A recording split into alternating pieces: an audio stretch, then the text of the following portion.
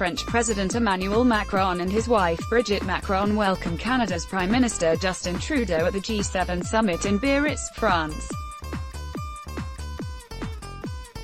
Christian Hartmann, Reuters. The Group of Seven summit in Biarritz, France, is underway and faces its ultimate stress test.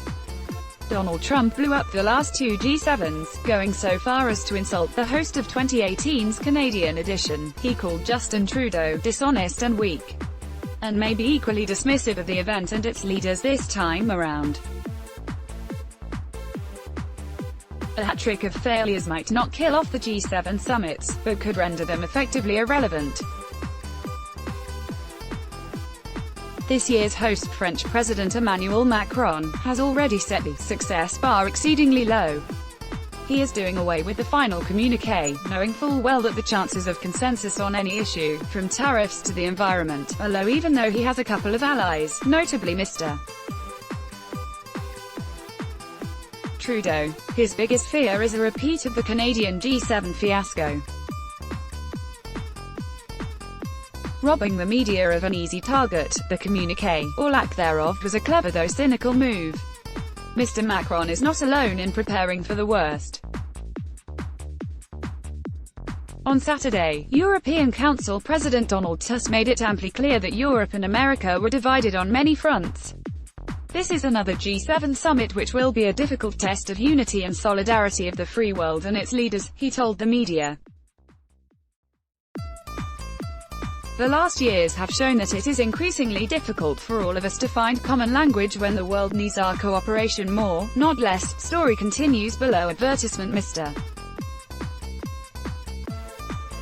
Trump is the biggest obstacle to the G7's credibility.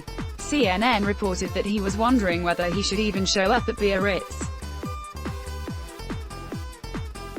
He's going, probably because he is hosting 2020's G7, no doubt at one of his golf courses, knowing that a no-show in Biarritz might trigger a boycott next year among some G7 leaders.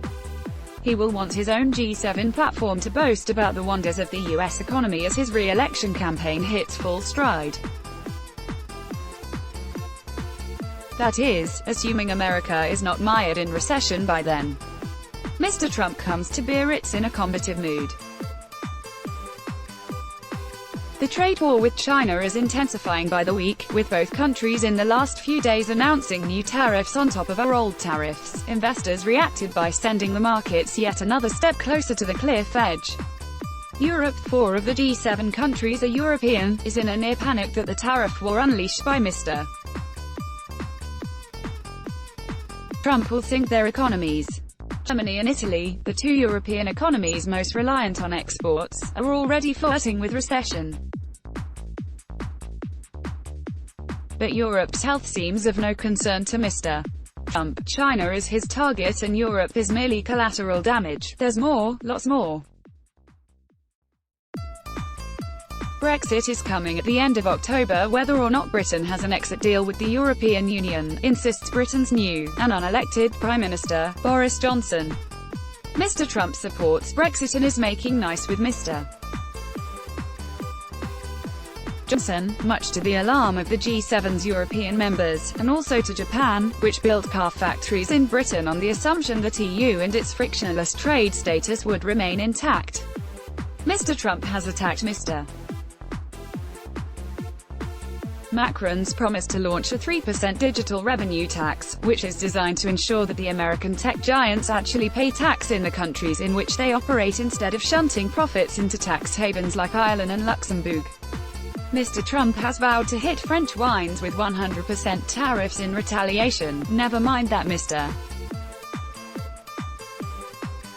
Trump's own Treasury Secretary, Steve Mnuchin, has agreed in principle that tech companies should be taxed where they make their money. Mr. Trump also plans to restore the G8 by inviting Russia back into fold. Russia was expelled from the G8 in 2014 after it seized Crimea. Mr. Macron said Russia's unconditional readmission is a non-starter, and so on. But Mr. Trump is not the G7's only bruising factor. The G7's European members might find it impossible to present a united front against Mr. Trump. Mr. Johnson is desperate for a post-Brexit trade deal with the United States, as he is with the EU. It's in his best interests to play kissy-kissy with the G7 members on both sides of the Atlantic. Italy has become an unreliable EU ally. Its government collapsed last week, and new elections seem certain. The Deputy Prime Minister and effective leader of Italy, Matteo Salvini, is a Eurosceptic and an admirer of Mr. Trump's anti-migrant policies. Even Germany and France come into the summit at odds on several issues. One is the destruction of the fire-ravaged Amazon.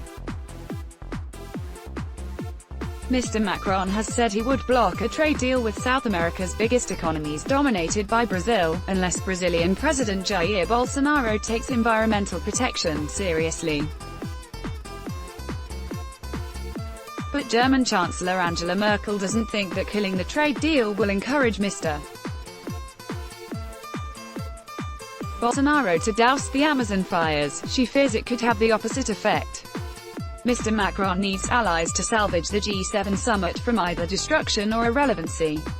His closest ally appears to be Mr. Trudeau, who, like Mr.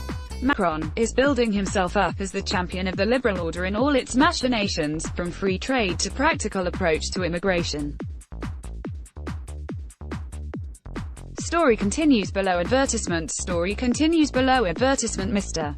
Macron sees Mr. Trudeau as a progressive counter to the dark Trumpian forces. Canadian diplomats said that Mr. Macron was happy to hold the G7 summit in August, instead of September, to make life easier for Mr. Trudeau, who will almost certainly be in campaign mode next month on Canadian soil. Mr. Macron and Mr. Trudeau will bolster one another at the G7. They will be eloquent about the need to keep the liberal order intact and to prevent the world's largest economies from putting up walls. But Mr. Trump, as always, will be the big, unruly beast in the room. France and Canada alone will not be enough to spare this G7 from train wreck status. Our morning update and evening update newsletters are written by Globe editors, giving you a concise summary of the day's most important headlines. Sign up today. Let's block ads. Why?